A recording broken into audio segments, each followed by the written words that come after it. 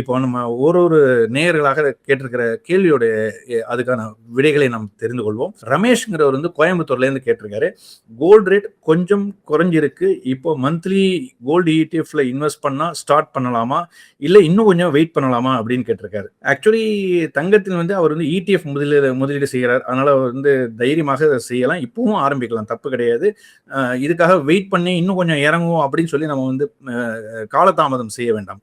இது ஒரு நல்ல தருணம் தான். அதாவது இந்த மாதிரி ஒரு பாட்டம் ஆயிருக்கு. கிட்டத்தட்ட $1500 விழுந்த நேரத்தில் நீங்கள் நிச்சயமாக இந்த கோல்டு இடிஎஃப் மீது முதலீடு ஆரம்பிக்கலாம். மாதம் நீங்க அதே இடிஎஃப் தொடர்ந்து ஒரு 10 வருட காலத்துக்கு கூட நீங்க முதலீடு செய்யலாம். ஏன்னா உங்களுடைய தேவை எப்போங்கிறத நீங்க முதல்ல டிசைட் பண்ணீங்க. இந்த 5 வருஷத்துல வேணுமா, 4 வருஷத்துல வேணுமா, இல்ல நமக்கு இப்போ அவசரமே கிடையாது, நான் ஒரு 15 வருட காலம் நான் வந்து பொறுத்திருக்க தயாராக இருக்கிறேன் அப்படின்னு சொன்னாக்க, அந்த மாதிரி இருக்கும்போது எப்போதெல்லாம் வந்து ஒரு 6 மாதத்துக்கு ஒரு மாதிரி ஒரு தடவை நீங்க உங்களுடைய போர்ட்ஃபோலியோ பாருங்க. பெரிய சரிவு இந்த மாதிரி இருந்ததுன்னா அந்த நேரத்துல கொஞ்சம் எக்ஸ்ட்ராவா நீங்க பணத்தை போடுங்க. மீதி நேரத்துல வந்து அதே கான்செப்டா ஒரு ₹5000 கட்டுறோம்னா மாசம் ₹5000 கட்டிட்டே வாங்க. பெரிய அளவுக்கு வீழ்ச்சி, ஒரு 10% வீழ்ச்சி, 15% வீழ்ச்சி எல்லாம் சந்தையில காணப்படும் போது நீங்க அதை இரட்டிப்பாக ஒரு ₹10,000 கூட நீங்க வாங்கலாம். அப்பதான் நம்ம வந்து மார்க்கெட் சந்தை விலைக்கு ஒட்டியதாக நம்முடைய பர்ச்சேசிங் பிரைஸ் வந்து இருப்பதற்கான வாய்ப்புகள் இருக்கு. நிச்சயமாக நீங்கள் வந்து இதை தொடங்கலாம். அடுத்ததாக 2வது கேள்வி வந்து ஃபாத்திமா அப்படிங்கிறவங்க வந்து சென்னையிலேருந்து கேட்டிருக்காங்க. வீட்டில் ஆல்ரெடி 15 செவரன் கோல்டு இருக்கு. கரண்ட் மார்க்கெட்ல கொஞ்சம் ப்ராஃபிட் புக் பண்ணலாமா இல்ல லாங் டேர்ம் ஹோல்டு பண்ணலாமா அப்படின்னு கேட்டிருக்காங்க. கரண்ட் மார்க்கெட்ல கொஞ்சம் ப்ராஃபிட் புக் பண்ணலானாக்கா இவங்க ப்ராஃபிட் புக்கிங்கிறது வந்து ஒன்லி நம்ம இடிஎஃப் இந்த மாதிரியான ஒரு எஸ்ஜிபியில் மார்க்கெட்ல அதாவது இ கோல்டு டைப்ல இருந்தால் மட்டும் தான் நம்மளால பண்ண முடியும். இல்லைன்னா நீங்க போய் ஆபரணத்தங்க போய் நிச்சயமா விற்க மாட்டீங்கன்னு நான் நம்புறேன். லாங் டேர்ம் ஹோல்ட் பண்றது நல்லது தான். இப்போ போய் இந்த மாதிரி இறங்கின டயத்துல போய் ப்ராஃபிட் புக் பண்றது வந்து நாட் அட்வைசபிள். இதுல ஒருவேளை இப்போ இதுலேருந்து ஒரு $500 அதிகமாக போனால் நீங்கள் விற்பதற்கான சந்தர்ப்பங்கள் நிச்சயமாக இருக்கின்றன. ஆனால் இந்த மாதிரி ஒரு நீங்க நியூஸை கேட்டு விலை குறைந்து விட்டது அப்படின்னு தெரிஞ்ச பிற்பாடு போய் நம்ம வந்து ப்ராஃபிட் புக் பண்றது வந்து ஒரு நல்ல செயலாக இருக்காது. நீங்க இன்னும் கொஞ்சம் லாங் டேர்ம் ஹோல்ட் பண்ணுங்க. உங்களுக்கு தேவை இல்லைன்னாக்கா நீங்க தாராளமாக கண்டினியூ பண்ணலாம். கொஞ்சம் இப்போ உடனேயாக நீங்க வந்து ப்ராஃபிட் புக் பண்ண தேவையில்லை. இதுதான் என்னுடைய பதில். 3வதாக பிரகாஷ் அப்படிங்கிறவர் மதுரையிலேருந்து கேட்டிருக்காங்க. பிசிக்கல் கோல்டு வாங்குறது பெட்டரா, கோல்டு இடிஎஃப் வாங்குறது பெட்டரா, 10 வருஷ இன்வெஸ்ட்மெண்ட்டுக்கு எது சூட்டபிள் அப்படின்னு கேட்டிருக்காரு. இது வந்து பிசிக்கல் கோல்டு வாங்குறது பெட்டரா அல்லது கோல்டு நிச்சயமாக நான் சொல்வது வந்து என்னன்னாக்கா இதுல 2 விதமான கருத்துக்கள் இருக்கின்றன. ஒன்று வந்து இடிஎஃப் தான் வந்து ஜென்ரலா சால சிறந்தது. என்ன ரீசன்னாக்கா நீங்க 10 வருஷம் வெயிட் பண்ண போறீங்க. 10 வருஷம் கழிச்சு உங்களுக்கு நீங்க யாருக்கோ உங்களுடைய மகளுக்கோ அல்லது உங்களை யாருடைய உறவினருக்கோ யாருக்கோ கொடுக்கும்போது அன்னைக்கு வரக்கூடிய பேட்டர்ன் டிசைன் இதெல்லாம் வந்து ஒரு ஆபரண தங்கமா மாற்றும் பொழுது நீங்க இப்போ போய் நீங்க ஒரு ஆபரண தங்கம் வாங்கி வைக்கிறத விட பெட்டர் வந்து நீங்க வந்து இடிஎஃப் மீது முதலீடு செய்து அந்த 10 வருடம் கழித்து நீங்க வந்து அது மெச்சூரிட்டி 10 வருஷம் ஆனதுக்கு அப்புறம் அந்த இடிஎஃப் அன்னைக்கு ரேட்ல வித்துட்டு அன்னைக்கு தேவையில்ல நகைக்கடையில் போய் நீங்கள் உங்களுக்கு தேவையானது வாங்கலாம். இல்லை நீங்கள் எனக்கு இல்லை நான் இடிஎஃப் நான் வந்து விரும்பலை, எனக்கு வந்து காயினாக வாங்கலாம்னாக்கா நீங்கள் காயினாக வாங்கி வச்சுங்க. உங்கள் கண்ட்ரோல்லே இருக்கணும். I don't want to put the money on others ஹேண்ட்னு ஒன்று இருக்குது. சில பேருக்கு வந்து நம்ம முதலீடு செய்யற பணம் வந்து நாளைக்கு இருக்குமா, 10 வருஷம் கழிச்சு அந்த நிறுவனம் இருக்குமோ இருக்காதா, அந்த மாதிரி ஒரு சந்தேகமாக இருக்கு. அப்படிங்கிற பட்சத்துல நீங்க வந்து என்ன பண்ணலாம்னாக்கா பேசாம கோல்டு காயினை வாங்குங்க. ஸோ ரெண்டுமே தப்பு இல்லை. நீங்க நீண்ட வருட 10 வருஷ இன்வெஸ்ட்மெண்ட்டுக்கு எது சூட்டபிள்னு பாத்தீங்கன்னா நிச்சயமாக இடிஎஃப் தான் முதலீடு, நல்ல முதலீடு. இது வந்து உங்களுடைய விருப்பம் சார்ந்து நீங்க அதுக்கான முடிவு எடுக்கலாம். இடிஎஃப்ல வந்து உங்களுக்கு வந்து ஒரு 2 டேஸ்ல இன்னைக்கு நீங்க வித்தீங்கன்னா நாளைக்கு உங்க அக்கௌண்ட்ல பணம் வந்துட போகுது. அதனால அதுக்கப்புறமா நீங்க முதலீடு அதை எடுத்து அதை ரிசீவ் பண்ணி நீங்க உங்களுக்கு வேண்டிய ஆபரணமாகவோ அல்லது யாருக்கா கிஃப்ட் கொடுக்கணுமோ அல்ல எப்படி வாட் எவர் நீட் என்ன இருக்கோ அதுக்கு தகுந்த மாதிரி முதலீடுகளை மேற்கொள்ளலாம். அடுத்ததாக 4வதாக லக்ஷ்மி அப்படிங்கிறவங்க வந்து திருச்சிராப்பள்ளியில இருந்து கேட்டிருக்காங்க.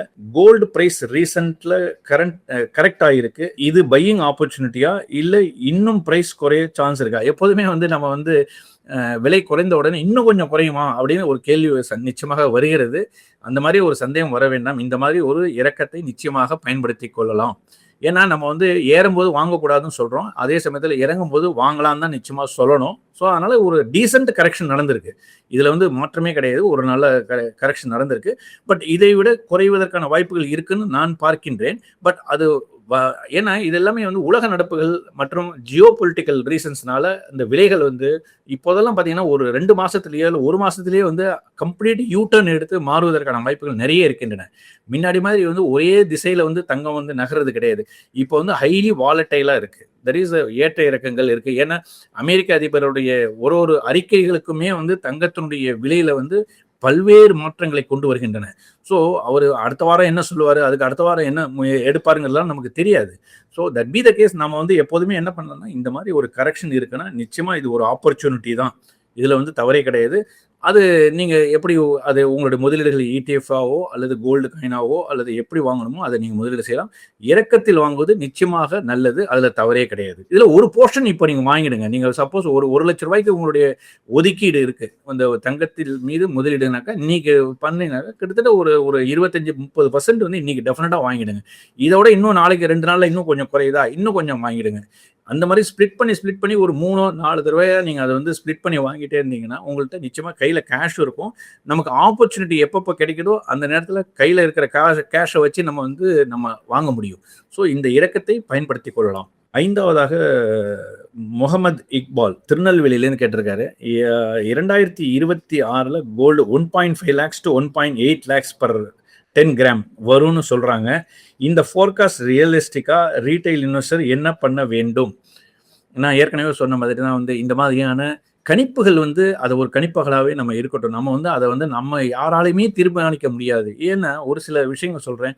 இப்போ பெரிய பெரிய நிதி நிறுவனங்கள் உலக அளவில் பெரிய அளவில் இருக்கக்கூடிய பல்வேறு நிறுவனங்கள் வந்து அவங்களுடைய ஃபோர்காஸ்ட் வந்து இது நடந்தால் இப்படி நடக்கும், இது நடந்தால் இது நடக்கும், இந்த மாதிரியான டார்கெட் அவங்க வந்து சொல்றாங்க.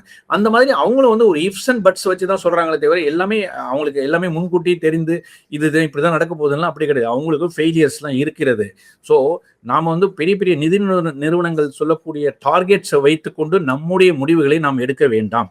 அவங்க என்ன டார்கெட் வேணாலும் வச்சுட்டு போகணும். உங்களால் இந்த மாசத்துல எவ்வளோ உங்களால் நிதி சேமிப்பு செய்ய முடியும், அதில் உங்களுடைய பங்களிப்பு ஈக்விட்டியா இல்லைன்னா தங்கம் சார்ந்த முதலீடா, அதில் நீங்கள் உங்களால் என்ன பண்ண முடியுமோ அதை மட்டும் தான் நம்ம பண்ணணுமே தவிர ஒரு பெரிய நிதி நிறுவனமோ யாரோ ஒரு பெரிய ஒரு உலக அளவில் இந்த கமாடிட்டி ட்ரேடிங்ல மிகப்பெரிய ஒரு கோலாட்சி கொண்டிருக்கின்ற பல்வேறு நிறுவனங்கள் சொல்லுகின்ற செய்திகளை அடிப்படையாக வைத்துக்கொண்டு நம்ம வந்து அதுக்காக முதலீடுகளெல்லாம் தள்ளி போடுவதுனாக்கா அது நடக்காமல் போனால் என்ன செய்ய முடியுங்கிறது ஒரு கேள்வி இருக்கு. அதனால நீங்க அதெல்லாம் பார்க்கவே வேண்டாம்.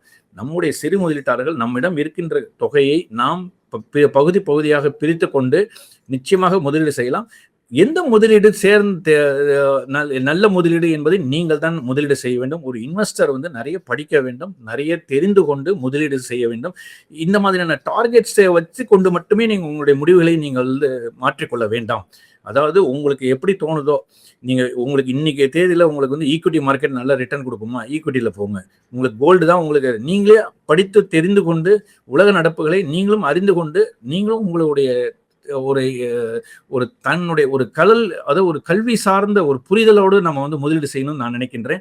ஏன்னா இது வந்து ஒரு பொருளாதாரம் சார்ந்த பல்வேறு நகர்வுகள் வந்து ஒரே காரணத்தின் அடிப்படையில் நடக்கலை. யாருமே வந்து ஜனவரி மாதம் வந்து இந்த மாதிரி ஒரு ஈரான்ல ஒரு போர் வரும், இந்த மாதிரி ஒரு ஃபியூவல் எஸ்கலேஷன் வரும், இந்த இன்ஃப்ளேஷன் வரும், இதை யாருக்குமே தெரியாது.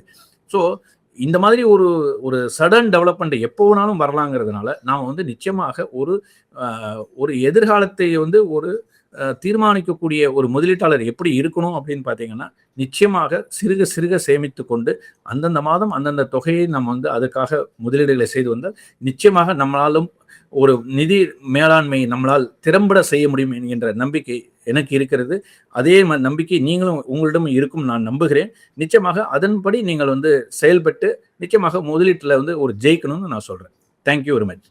மேலும் ஈடி தமிழ் சேனல்ல வரப்போகும் பிசினஸ் மற்றும் அது ரிலேட்டடான வீடியோவை பார்க்க உடனே கீழே இருக்க சப்ஸ்கிரைப் பட்டனை கிளிக் பண்ணுங்க.